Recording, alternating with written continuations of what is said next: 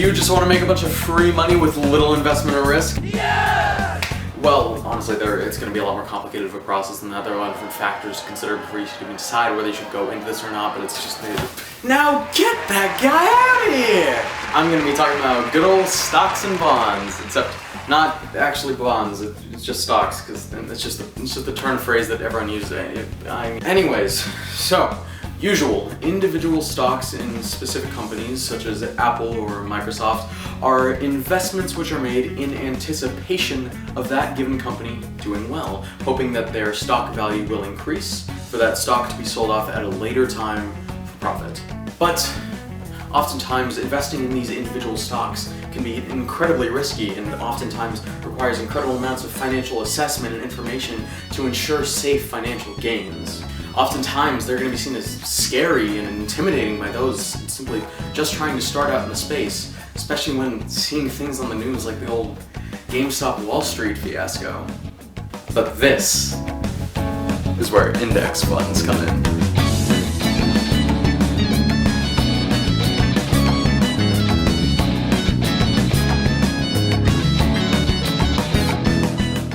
So, there's a thing called the Standard & Poor's 500 Index, otherwise and more commonly shortened to the S&P 500, which essentially tracks the financial success and gains of the US's top 500 companies. Now, of course, the S&P 500 isn't the only index out there. There are hundreds upon hundreds of different indexes which track all sorts of different combinations of different companies and their general success. But for the sake of illustration, the S&P 500 is a fantastic place to start. Now, an index fund has tradable stocks, just the same as any other company on the market, but has built-in diversification of your cash in that instead of buying an individual stock in an individual company, you are rather buying small pieces of each of the top 500 companies in the United States. Meaning if one or a couple different companies aren't doing so hot, you're probably still going to be pretty well off. But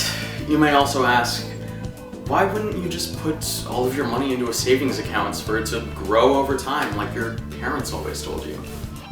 So, first off, to answer this, we need to look at the US's average annual rate of inflation.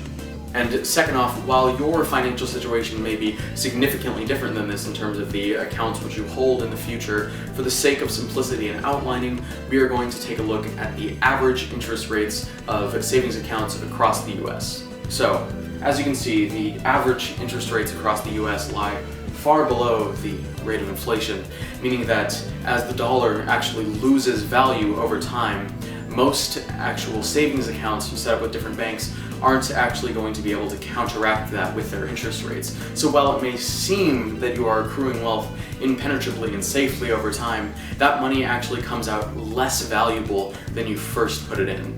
So if you only ever dump your cash into a savings account over the course of your lifetime, get on a surfboard, that's the wave you're riding. But oh no, you're riding under the tide. You're done for, you fall off, you're in the ocean, you're sleeping with the fishies, you're dead.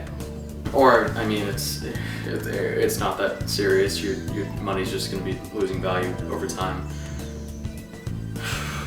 But if you're riding the wave of the S&P 500, that's an average annual rate of return of approximately 10%. That's miles above the rate of inflation. That wave is riding you so high, you're making money every year. You fly off that wave up into the sky, doing backflips in the clouds with the birds. Give God a high five, it's beautiful. Now, of course, you can't just throw endless money into index funds as haphazardly as I've been presenting in here and expect to coast on endless financial gains for the coming years without any effort or actual interaction, especially with the issue of potential federal gains taxes being imposed on any money taken out of the stock market which shows any form of profit.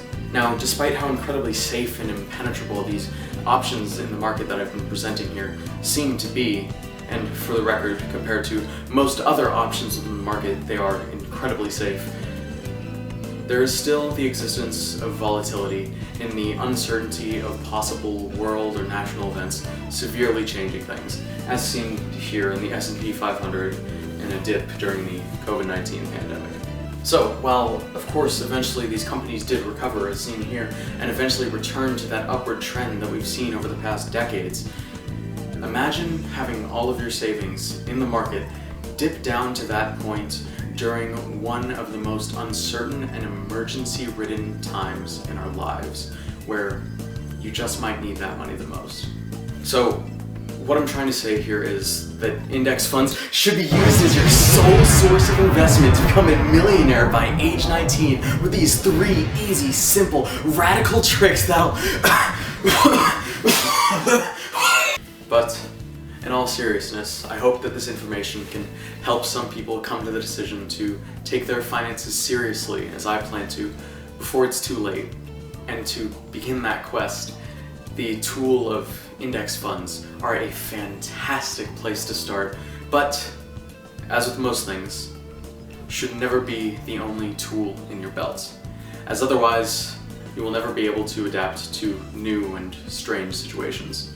Though, one final very important caveat for anyone going into college who may be heavily reliant on financial aid in any capacity: you should not begin investing until after you graduate, because otherwise what many colleges will do if they see your funds in terms of what you are growing and making in the stock market is they will attempt to snatch that money away by cutting your financial aid, viewing it as funds purely to be put towards your schooling, even though they are completely indifferent to the fact that it is integral that they let that money continue to grow so that you can have a far more stable future. But barring this one final caveat, in utilizing these low-risk stock investment options in combination with the bulletproof, even though flawed, savings accounts for the case of necessities and emergency, one can expedite their own financial journey towards financial security to save themselves time in the future of their retirement, so that they do not have to spend years and years and years grinding away for the support of themselves and a potential family to the grave, just by sacrificing some of their cash in the present, so that it can grow far, far, far greater in the future than it could have ever accomplished immediately in the moment. All sources are linked down in the description, and take care.